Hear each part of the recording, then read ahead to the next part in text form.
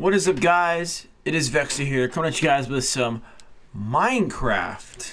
And let me just create a party really quick, just because I like being a party. And yeah, so I'm playing Minecraft, and I don't actually know if you guys are aware, but I do redstone. And I mean, I don't know about you guys. Obviously, you guys don't know, but I think I'm not half bad at it. I would just like to give a shout out to Mumbo Jumbo.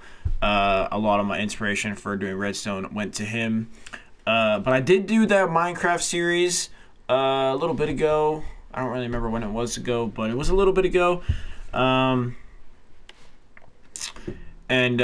yeah, so I think that's all the redstone. I mean, I think that's all the Minecraft that you guys know I play. But I bet you guys didn't think I did Minecraft, but I think redstone. But I think I did actually mention that I did do it in that video. Now, I just want to tell you guys, some of these contraptions don't work. Some of these are unfinished. Some of these are exploded and messed up. Like you can see that ice one over my left shoulder. Excuse me. So some of these don't work, some of these work. I don't really know. I don't know how long this video is going to be. It might be an extremely long video, but let's get into it. So this is the first one, and as far as I'm aware, obviously this has been compacted, so this is the first one, but it has been kind of like made smaller. It was definitely a lot different and bigger than this, but as far as I remember, this was the first one that I made. If it's not this one, it was that one. But that's an item lock. So I think it was this one. But it's literally just the most simple two by two flush piston door. You can walk through it. Oh, I went a little slow. So basically, I don't really know how good or bad you guys are with redstone. But basically, this thing right here is known as a pulse extender, so it just extends the length that the redstone is activated. And this is a torch inverter, so because we want the door closed by default, we don't want the door open all the time, and then when you push the button it closes it. That doesn't make any sense. So you want it to be closed by default, and then when you push the button it opens, then you can go through. And then because it's a button, then it closes behind you, right? So that's kind of like how that one works, right? But it's a real honestly, I mean, this is incredibly simple. It's, like I said, it's incredibly simple. And also, to make the pulse longer, to make a bigger pulse extender, you just need to go like this and just add more comparators. And then the pulse is a little bit longer. Push button. There we go. It's a lot longer, right? So, but anyways, this is the first one. I'm almost positive this is the first one. I think the very, very first one, I think I got rid of by accident, but this is the first kind of door I made, and I think this might be the first one I did, but I'm not too sure about that one. But this one over here, this is the same type of door. It's still a 2x1 piston door.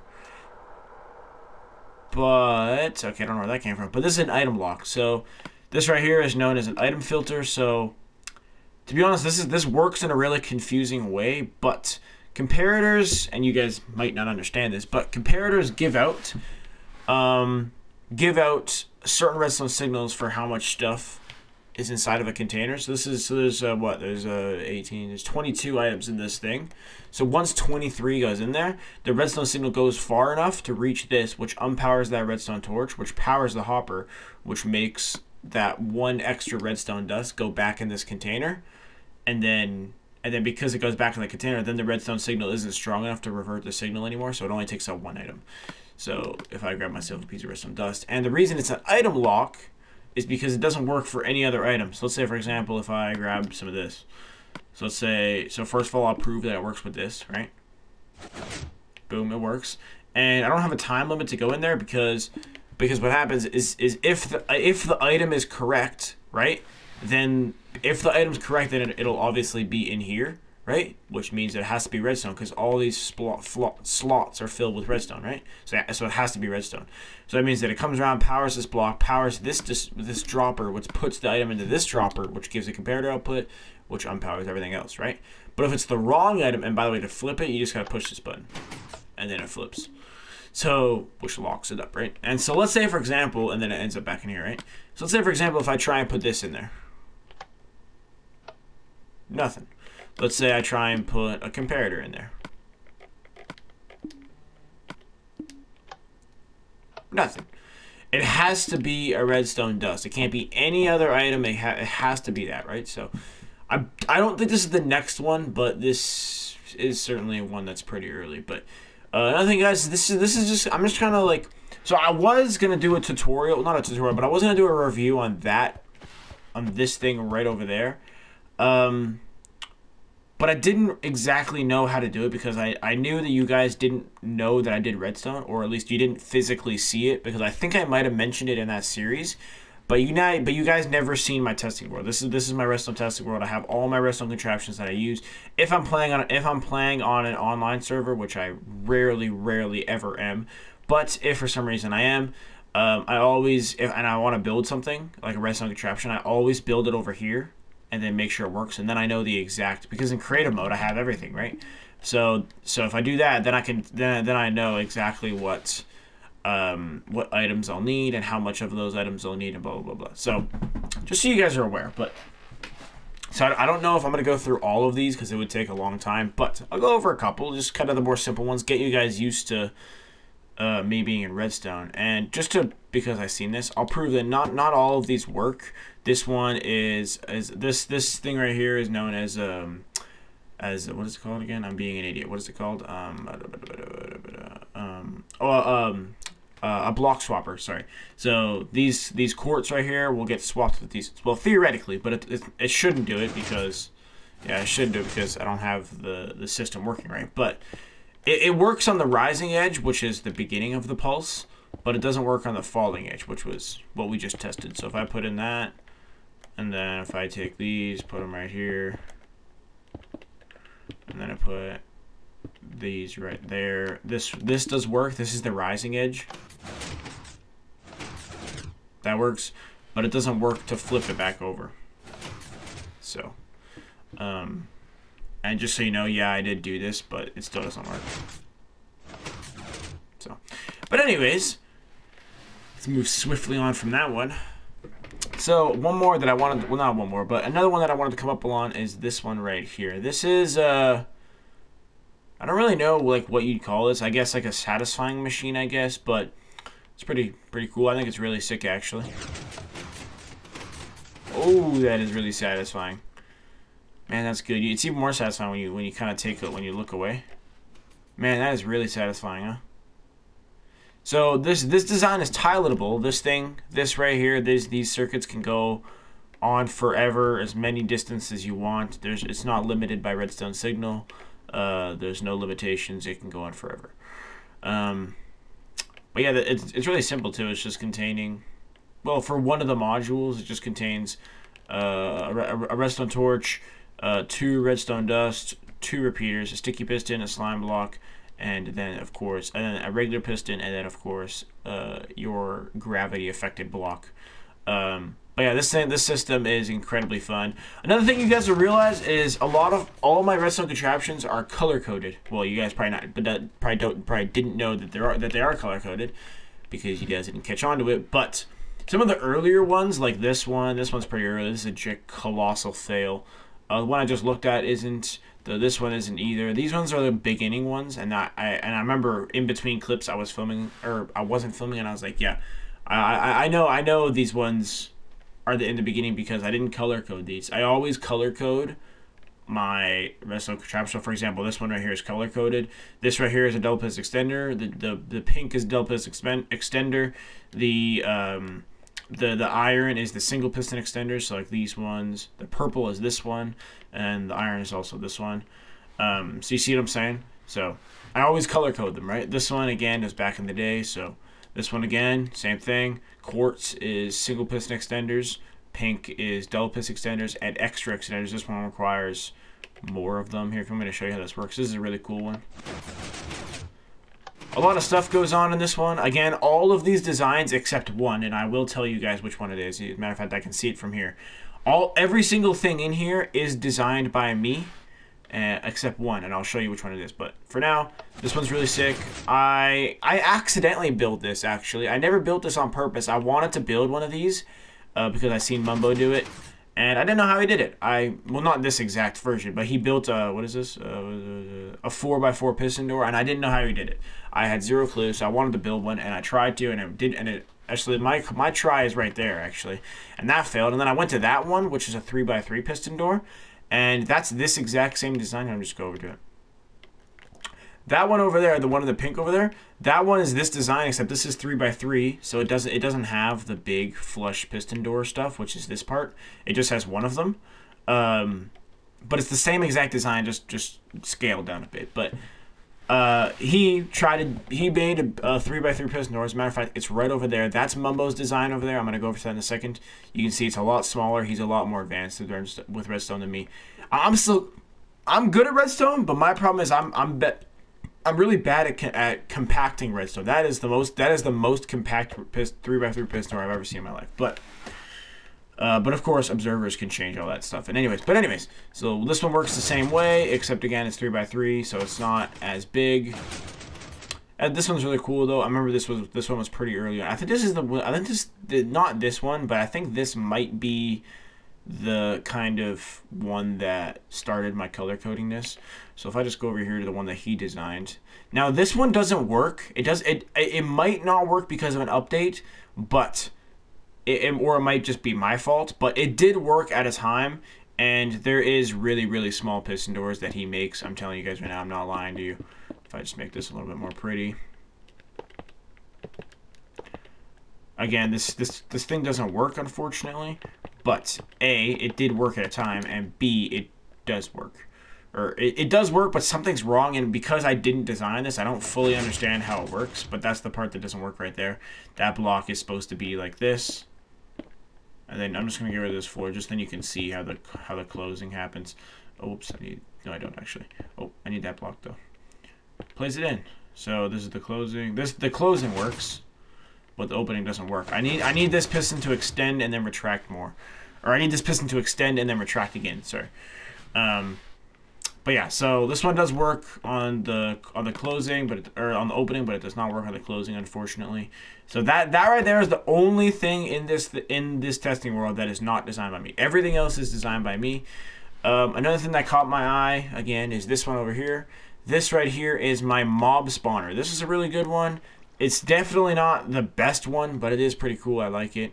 So basically, what happens is, make sure I'm in hard difficulty. I am in peaceful hard. We'll set the day to night. We'll see how this thing works. They start spawning in. Sometimes you got to give them a little nudge. That's why I made this 3x1, but that's okay. They come on down, and then they get, and then they take a little bit of damage. But by the time this fills up, they heal all the way. And then I have these little trap doors that you can throw in some of these, and then they take damage. But my is that guy really not dead? What the hell? Oh shit, there's a little hole. I gotta fill that hole. So my original plan on this was not to have these dispensers here, but I thought, okay, well, it'd be kind of cool to have a 3-time use redstone trap. So I say 3-time use is because you fill these dispensers with these instant health, and the reason it's health is because undead mobs get hurt by health potions but get healed by damage potions. So undead would be skeletons, zombies, drowned, and those kind of mobs. So you fill up all these dispensers with if you're killing creepers or whatever like that, then you do potion of damage. But if you're doing undead mobs like drown and that kind of thing, you use instant health. And then you come over down there. That's a hopper clock. Let me just show you how that works real quick. It won't be able to show you exactly because those are empty, but you can hear them all. Oh, hold on. I need a repeater here. Hold on. I messed up the redstone a little bit. My bad, guys. Let's put a block here. Redstone here. Repeater there. There we go. Now it'll work. There we go. So you can hear them all go off, but. So it takes 3 in this exact position. It takes 3 instant health potions to kill all the mobs in here, and you can get this thing pretty jam packed.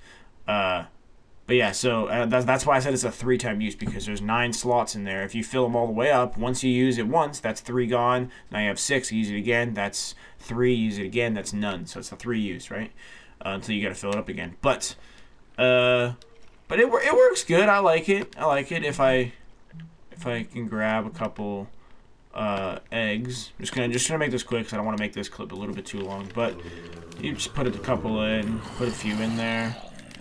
One problem with this is obviously not that many spawn in at once, so it's a little bit over compacting. But you just kind of give them a nudge and they fall in there good. It's pretty good, huh? Let's just wait until we have the max amount of mobs. Usually we have the max pretty soon. Look, this baby one. Is that a baby skeleton right there? No, it's not.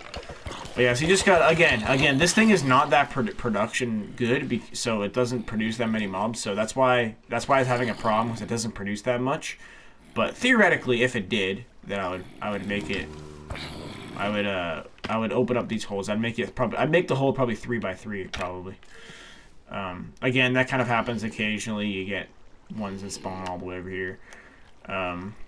Is that guy still in here? No, they're down here. So yeah, so there's a lot of stuff going on down here. Oh, I can't seem to get out anymore. Oh my lord. There we go. But yeah, sorry, I'm gonna just spawn in a couple of these guys.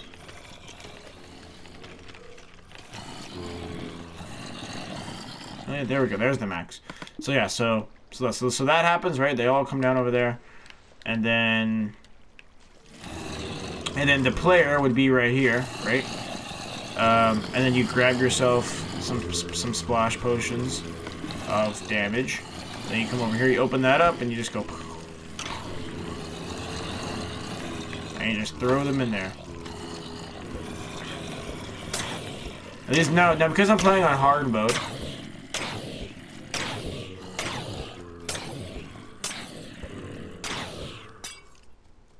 And because I'm playing on hard mode, again, because I'm playing on hard mode, a lot of mobs wear armor and that kind of thing. So, but just for example, let's go into survival real quick. So right now I have 68 experience. Let's see how much I get. That is pretty good. That's pretty good if I say so myself. Look how much stuff I got. I got iron, I got a blast protection gold boots, you know what I'm saying? It's pretty good. It's definitely very good. It works well. I like it. One problem is it's not really fully automated. I kind of like when it's fully automated. A way you can make it fully automated is instead of putting droppers and stuff, you can just put droppers there. I mean hoppers, sorry. And then as soon as they all die, then all their stuff gets picked up by hoppers and you can have a chest right here or whatever. But yeah, this thing is pretty cool. I like it. This run right here. Oh, we're still producing. Let's get out of here. Day. It also produces in daytime. It's obviously not efficient, or not as efficient, but it does work in daytime. But I usually play on difficulty peaceful modes, just to know how many mobs like spawning in the dark areas in my builds. This is another one. This one was really coolly planned out, in my opinion, if that's even a word. But basically how it works is you have that, right? So the mobs would theoretically spawn along here. I could technically make it work. I just put mob spawners right here, and then they would fall in here, right? So okay. So you know how the in the one over there, or over there, I think that one right there. So you know how that one's right there, but mobs still spawn on like the very edge of that thing. So like if I put a mob spawn right here, you see some would still spawn like right here. Well, that's okay because they would drop and then they would fall in the water and then go down here, right? So that's okay, but for the ones that spawn right here, I purposely did that, by the way. For the ones that spawn right here, I just, why is there we go. So for the ones that spawn right here, I guess I'll have some light just so you guys can see what I'm doing and stuff. Because this doesn't produce anything anyways. So for the ones that spawn on the edge, right? I did that by purpose. You come over here and then you flick this lever, and then they all retract into the wall, and then they fall down, and then it's kind of like a pitfall, you know? They fall down, and then let's say there's one standing right here. They drop, and then they eventually go over here, and then they fall down, and then they go wee, and then theoretically they would die, and then because they died, their stuff would go into a hopper, and then I think I had a chest, yeah, a chest right here. But this thing doesn't really work that well, but it's okay. But that's pretty cool. I really like the design. I like the shape of it. It's cool. But this was just a little bit more effective. But hey, that one could be effective if I rebuild it. But anyways, I think we should take a look at my useless machines. These three things right here. So let me define a useless machine. A useless machine is is a machine where you flick a lever and the machine will break that lever, which will reverse the process and eventually stop the machine.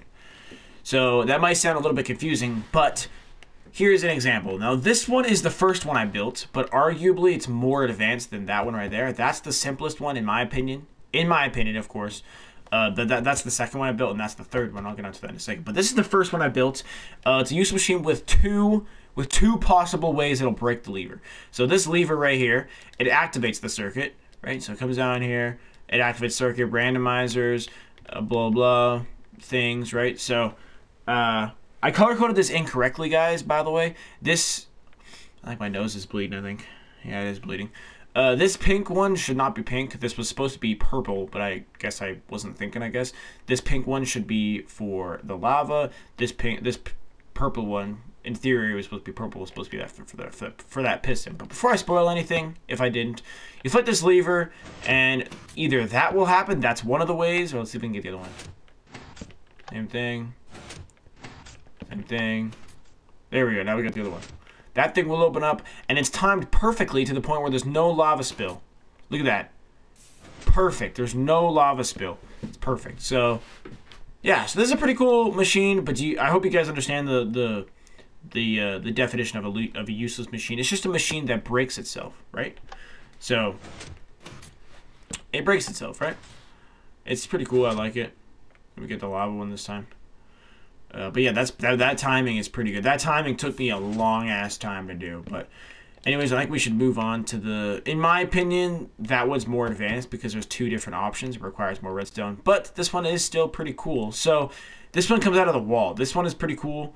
So you flip this lever, extends, that extends out, and then it goes back into the wall. This one is really fun. This is probably the most famous useless machine, I would say. Some of the ones, there's a double piston extender that comes from the roof. Some of them come through the floor. I decided to come into the wall just to make it really simple because I wasn't as good at redstone. Why is it like that? That is so annoying. Hold on, let me fix this. It's supposed to be quartz. Oh, they look so much better. But anyways, yeah, so, whoops, wrong button. Oh, man, I wanted to grab the thing. But anyways, yeah, this one is really fun. This one is, I don't really know exactly how to explain it, but basically how I did is for the input, I just did a piston with a redstone block on its face, which powers pretty much everything because the block comes to right here, and then it powers everything, right? So that's kind of like how it works. But for the first part that happens, so for this piston right here, I need this piston to retract because it's already extended because of this torch. But I needed to retract first. But I need this piston to be the first thing to retract. But I need it to be retracted for the longest time. And the way I've done that is, so the redstone block comes down. It powers all this stuff instantly, right? And then it powers the block, and then it unpowers the redstone torch, right? Meanwhile, this delay system goes through it. It has 4, 8, 8, I'm being an idiot, 9 ticks in delay. So the reason it's 9 ticks is because then once the lever is broken, this redstone block will go up. And in theory, this redstone line will instantly unpower, and then this piston will extend before all this stuff retracted, right? Which isn't what we want. So you have this big repeater line, right? Which is not that big, but it's 9 ticks. That's not the smallest one. And so while all that's retracting, this repeater line is going, and then once it hits this part, this thing instantly extends, and then it works good. So if I can just show you this real quick, it instantly powers. It's coming down, still powered. It's really difficult to explain, but I can just show you. Take with that what you will. It is really difficult. Don't blame yourselves if you guys don't get it. This observer setup was incredibly difficult to design. But basically what happens, it's just kind of like a chain of events. So this comes down. It powers this thing right here. By the way, this line right here, the iron and the red, or the red, I guess. The iron is kind of like the input, kind of like. But the iron... the red is the double piston extender. This is a double piston extender. A normal double piston extender, let's see if I can go find one real quick. There's not one in there. Just really quick, let's see if I can find a double piston extender. Right here. This is what a normal double piston extender. This is the famous 241, or 240, I guess you could say. This is 2 ticks, this is 4 ticks, this is 0 ticks. This is a fully working double piston extender, incredible, the most simplest design you can possibly think of. And we're kind of going off that design, but at the same time we're not, because we have a piston here, right? So theoretically it goes 2, 4, 0. But if we have 0, this piston will be the first one to power. And for those of you who don't know, when a piston is extended, it acts as an immovable object. An immovable object is it's unmovable. You cannot move it with a piston. So when a piston extends, they're called immovable objects. So because this is on 1 tick or 0 ticks, this thing will extend first, and then none of these can extend because this is, again, called an immovable object, right? So that means we have to do a little bit more of a sketchy design, but you want this piston to extend first, and then you want this piston to, or not this piston, but once this piston extends, then this piston will be in this piston's position, so then this piston will power next because this, and then, yeah, and then because this redstone torch, this is known as the rising edge, which is when you flick the lever, and then the falling edge is right here, which is when the lever breaks. That's the falling edge. Then this circuit will activate, which is known as retraction. So you guys can see that right here. That's the extension. It breaks. Then this is the falling edge, right? So I hope that makes sense. Again, it happens really fast, but that is how this one works. And yeah, this one it's arguably pretty simple. It's certainly not a challenge, but it was a challenge for me in my young mind at the time, but it was definitely a fun one. By the way, the gold represents for that one too. Is that one? Yeah. So the gold represents where the piston will retract, and the blue represents where you're supposed to put the lever. Just so you guys are fully aware. But anyways, guys, let's move on to the last one. So this last one is a little bit more advanced, in my opinion. It's a little bit more advanced, but it's incredibly more difficult. You can see the bulkiness of this one compared to this one. That's just a double piston extender. This is a triple piston extender. You can see the more bulkiness. You can see the redstone repeater line, like I did in the other one. That's the startup line, and then this is the after line. But I'll show you guys how it looks and how it works first. So here we go. This one's a little bit more slower. I'm gonna warn you guys right now. Definitely more slower, but there's a lot of piston action going on. And I'm sorry, guys, it's really difficult to explain. It is incredibly tiresome to explain, and really weird mechanics that I'm not sure a lot of you guys would understand. But for those of you who do understand redstone, this is how the retraction works. Incredible specific timings. Should have over time for this angle.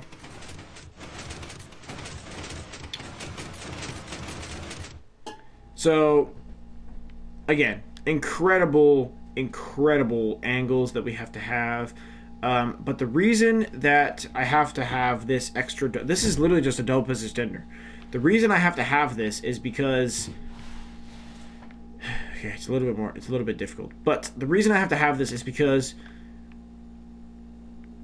once this double piston extender extends, this piston extends this redstone block right here. I don't want to place the block, actually, because I don't want to mess everything up. But it extends the block right above this piston, right? Which extends it, and then the piston retracts it, which retracts this piston, right? Which will retract this piston, which will extend this gold block, right? The problem is, and the reason why we have this thing, I'll show you exactly what I'm talking about. It is towards the end, coming up, that part right there, how it extends and retracts again. The reason we have that is due to bud powering. So bud powering is incredibly difficult to explain. There it is right there. You see that extra extension?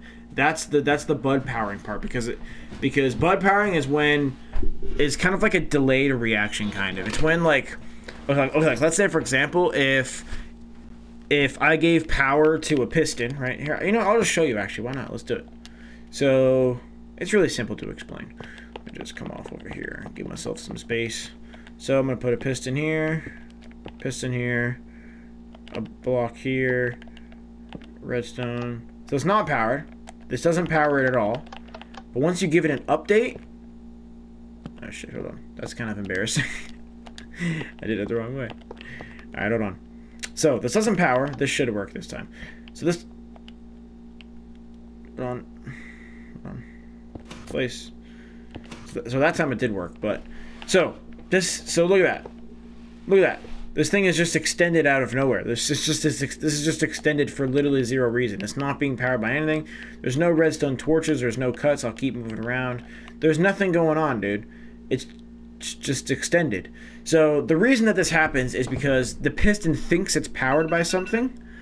The piston thinks it's powered by something, but because it's not powered, it doesn't update. It doesn't realize it's not, and the only reason to update it is give it a block update. So block updates happen in all shapes of sizes. You can just put a block there. You can do a lot of things to update a block. But yeah, look, doesn't power it, right? Boom. So a really good system to get, not to get around this, because bud powering is really good in this game, and it can be really good and can be really bad. But pistons extending is a block update. So normally when this piston's like this, it doesn't extend when I want it to. But if I put a piston right here, it extends perfectly, and there's no delay because bud powering happens, or bud powering updates happen instantly. If there was a delay in bud powering updates, then this piston will just be slightly slower than this one, because this piston's responsible for updating this one, right? So, but it's that's kind of like bud powering. Like I'll show you like a perfect example of how bud powering is good. In this one right here. How in the Lord's name is this block right here supposed to, or these blocks right here supposed to power these bottom pistons, especially these ones? How is that even like physically possible? Well, like I said before, these blocks power these top pistons, and these top pistons update these bottom pistons instantly. So when these ones extend, I'll go to the front. I'll get rid of this layer of blocks just so you can see. Iron, just give me some quartz real quick. So when these pistons extend, these pistons instantly update that they should be extending, and then they extend. Same thing with these ones. When these extend, these instantly update, and it just kind of goes in that perfect order, right? And another thing is that I'm well aware this can be designed as a hidden entrance. Easily, it really easily can be. Obviously, this is not very hidden because you can see the blocks. But if these are the same blocks, if this was dirt or something like that, and you're on a vertical hill, you would not be able to tell. I'm telling you guys right now, it's pretty untellable. The only reason I have quartz here is because for you guys, again, I don't know if you guys are really educated in this or not, but just I'm giving myself the benefit of the doubt and explaining it to you guys. But for the people that don't know, they know exactly what blocks are going to retract and where they are going to, well, and you know what I'm saying. So yeah, but I think we'll take a look at one more. Let's see which one. So I guess we'll stay in the topic of bud powering and that kind of thing. This right here is known as a magic button. The reason it's known as a magic button is because, if you can tell, this block is one full block away from that. This is a piston. Is one full block away from this piston, right? Excuse me, guys. Excuse me. So that's why it's called a magic button, because it's fully one block away from that piston. So technically, it shouldn't power, but we're constantly making this piston check its update status. So that's with the redstone clock. So this right here is a very simple redstone clock using a comparator, and using at least one comparator and using at least 3 redstone dust. I have 5, but these aren't required to make this clock work, but these are required to make this system work.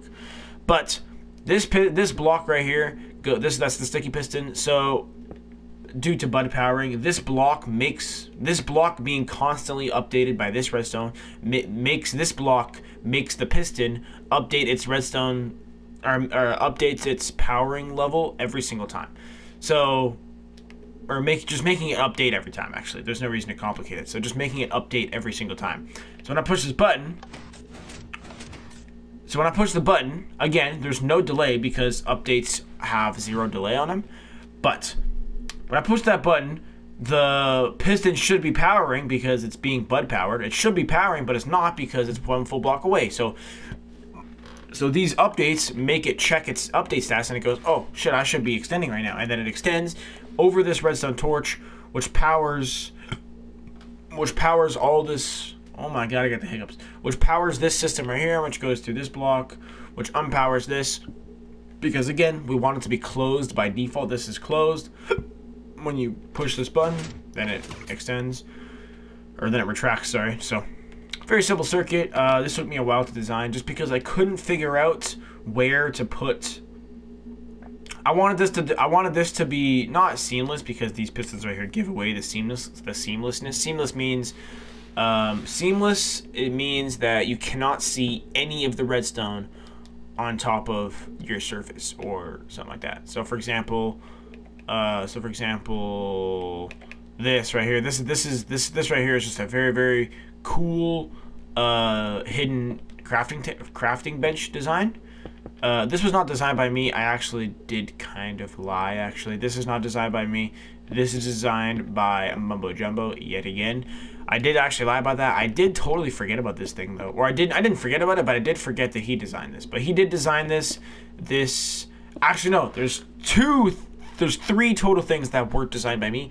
But all of these things, except this one and that other one over there, are designed by me. The systems, except some mechanics, are designed by Mumbo. But anyways, so yeah, so this is our room. This is the corner of our room, or the edge of our room. You flick this lever right here, extends from the wall. You got a nice crafting bench. You can craft up whatever stuff you need.